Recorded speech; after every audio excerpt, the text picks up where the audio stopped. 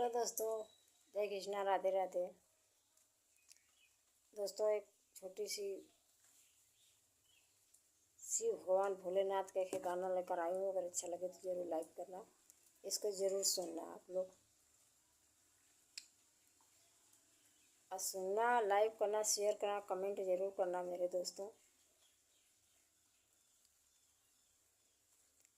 आई जाता हो भोला हमारी नगरी, आई जाता हो भोला हमारी नगरी, हमारी नगरी हो हमारी नगरी, हमारी नगरी हो हमारी नगरी। आई जाता ये भोला हमारी नगरी, आई जाता ए भोला हमारी नगरी।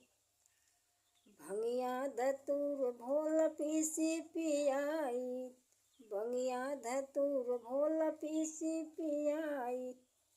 बेलपाती लाई के हम तुहके चढ़ाए, बेलपाती लाई हम तुहके चढ़ाए।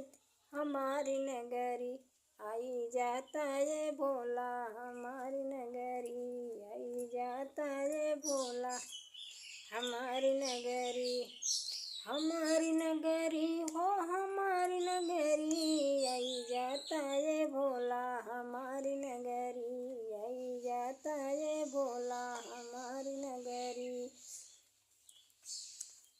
बैठ के आसन हो हम ही लगाए, बैठ के आसन हो हम ही लगाए।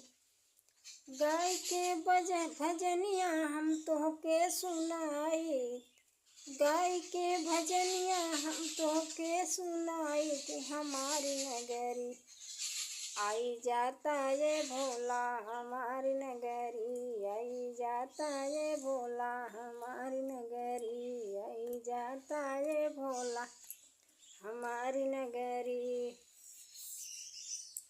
पूड़ी और हलवा को भोगवा लगाई, पूड़ी और हलवा को भोगवा लगाई। गंगा जल आई के हम चरण पखारे, गंगा जल आई के हम चरण पखारी। हमारी नगरी ओ हमारी नगरी आई जाता ये भोला हमारी नगरी, आई जाता ओ भोला हमारी नगरी, हमारी नगरी हो हमारी नगरी। आई जाता ये भोला हमारी